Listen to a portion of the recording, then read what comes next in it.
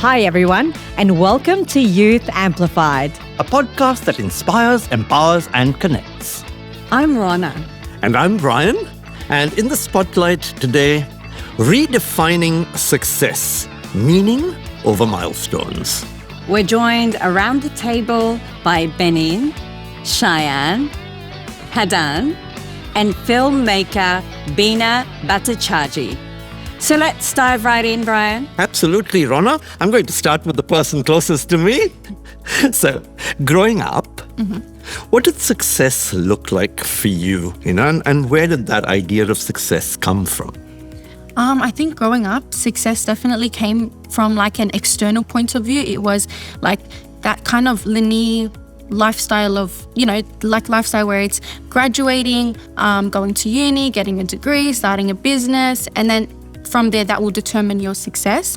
I think that was affected by societal views and how culture kind of outplayed how life is meant to look like. But I find that as I do come from an Islamic background, that it focuses more than just your external aspects of life. It's more about you internally, who you are as a person, how you treat those around you, and that does play a major part in success. Yeah. Great. Thank you. Thanks. Bina, over to you. Keen to hear if you've ever reached a milestone that didn't feel as fulfilling as you had actually expected. I'm not really sure. I was a late bloomer, so I always was very driven to express myself. So my parents as well, it was definitely expected that I would go to university. But I always wanted to be some kind of a writer or artist. And I wonder how different my life would be if I didn't have an older sister, because she, did very well. She got the law degree, and my dad could kind of relax a little bit. And when I said I want to study, when I said, Baba, I want to be a filmmaker, he's like, okay. But it took me a very long time. I did not get a job in the arts till I was 34. Okay. So I think it's worth mentioning that, straight out of university, I probably had the worst pathway. Everyone was a posh white person who went to a posh private school in the city. And I felt really out of place. And they all really easily got jobs because they fit right in and they had the right connections and they had what you call social capital. But it's really funny because I'm the one who's actually has the career that's last. So 25 years on, I'm the one being invited back to my university to talk about my career. And I think I'm the only person in my cohort to have written and directed a feature film.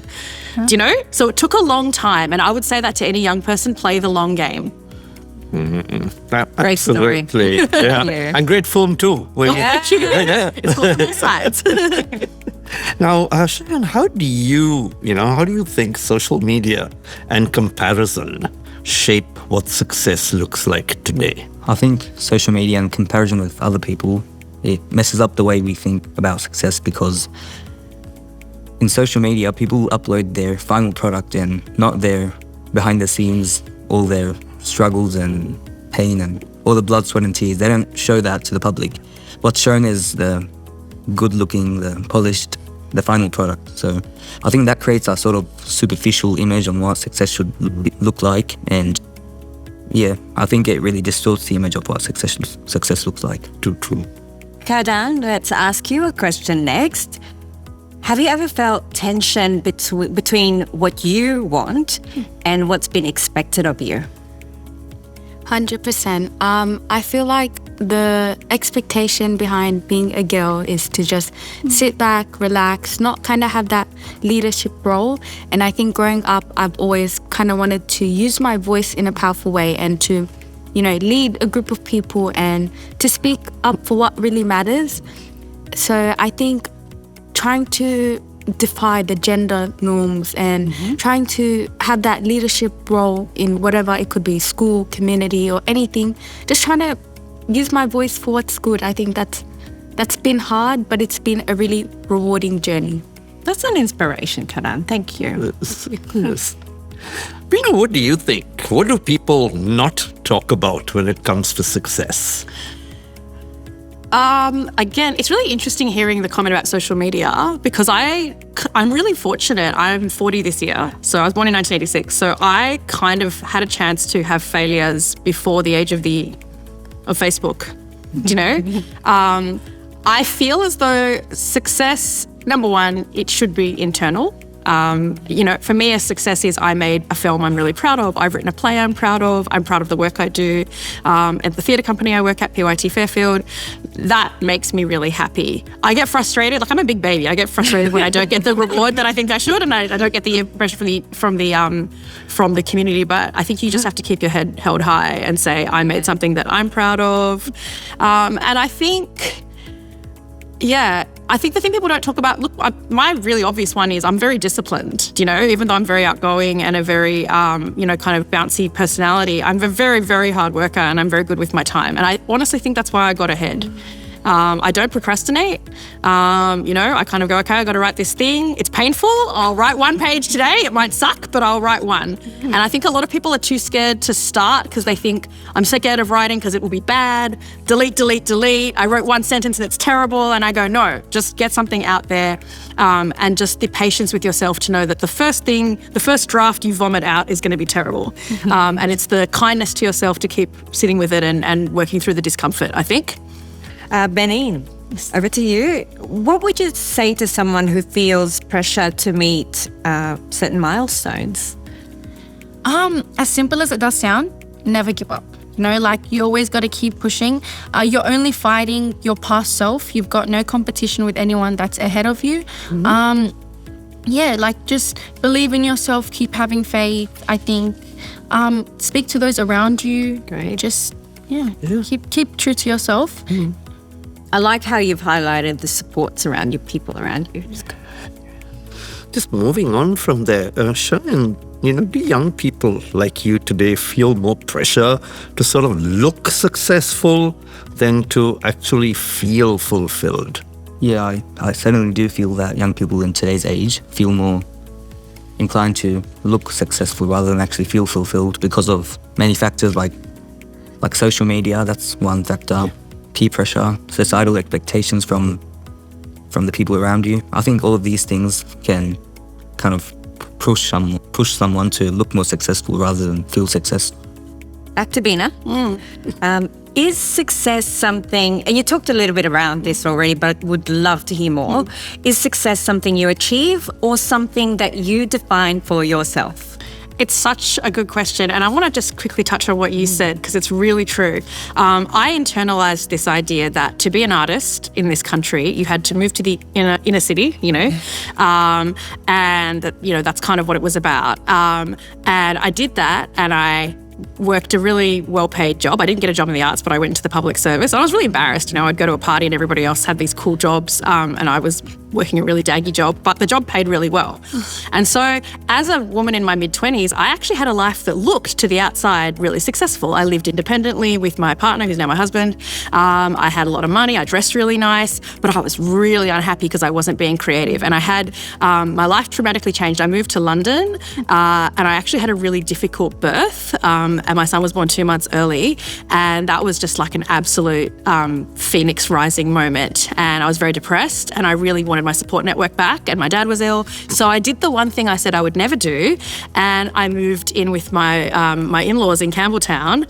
And you know what? I have been at my creative peak since I did that. So this thing that outwardly looked really daggy, I was back in the burbs, I was living with my in-laws, that didn't look flashy and successful, it didn't look social media glam, but actually since then I have built a really solid career as an artist, even though my life outwardly was much less glamorous. So I always say that it's never too late to make a change, and yes, it's funny how it took being back in Western Sydney for me to really make good work and work that matters and find an audience for what I'm doing, particularly telling multicultural stories. This is the heartland in terms of multicultural people. So yeah, I looked successful in my mid-20s, but I was really unhappy, and my life looked less interesting in my 30s, but that's actually when I found a lot of satisfaction. Yes. Yeah, great. Now, Qadan, what do you think? Do families, schools, and society still push outdated definitions of achievement?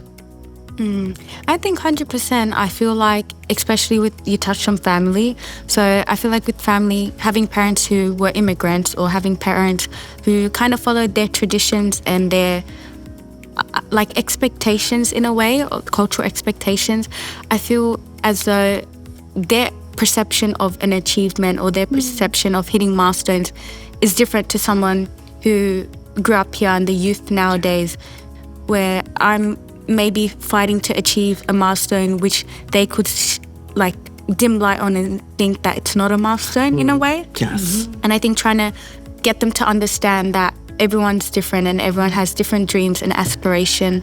I think that's the most important thing.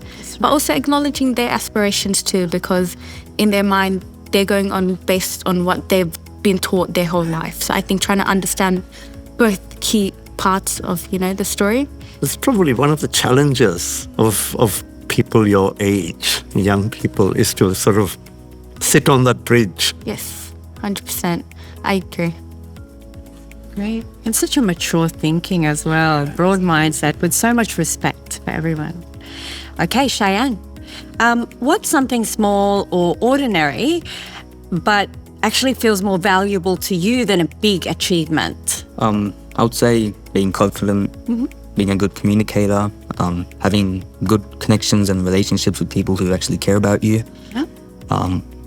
good friends, a good support network. I think all these attributes feel better to me than an actual achievement nowadays. I'm going to come back to the side of the table, Ronna. So 20 years from now, what do you hope people will remember about you? Beyond your career, beyond your accomplishments? Yeah.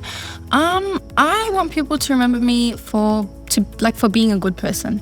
I want when people speak about me, I want them to be talking about how I was a people's person. I was helping others out. I cared for my family. Because at the end of the day, degrees, awards, trophies, they can only last for so long. But what people do remember is your personality, who you were to the people. And yeah, I definitely would want to make a change in others' lives, because we are very privileged living in Australia, having the communities that we've got all around us here today. So yeah, definitely be a good person helping others out. Back to the other end of the table, Bina. If your life had no trophy, no followers, degrees or job titles attached to it, how would you actually measure whether you are doing well? It's a great question. As you get older, you do become a lot more confident. And I always say this to young women, like my 30s was the absolute best decade, because you measure yourself less against other people and more in terms of what actually makes you happy. It's also going to sound really daggy, but the greatest thing I have ever created in my life are my 2 children. And no one can take that away from me. The time I spend with them is so sweet and so lovely. And they don't care what kind of success I have. They just want their mother. So I don't know. For me, look, artistically, it's did I create something I would want to go see myself? And that should be your compass if you're creating things. Did I make a film I would want to go see? Yes, I did. Did I write a play that I would want to go see? Yes. Then you're doing really, really well. And then everything else is just a beauty contest, really. You've got to just know that awards and things are fickle and the industry is fickle and critics are fickle. You have to be secure in the way you see the world. And yes, absolutely, I have to say, as conservative as it sounds, having a happy family life has actually brought me a lot of joy. Wonderful. Awesome. Thank you, Bina. Thank you. So many insights out here, Ronna, that the clock tells me we need to wind up. Yeah. So thank you so much, Qadan, Benin, Shayaan and Bina, for being with us today. And until next fortnight, let's all continue to inspire, to empower and connect. And remember, your voice matters.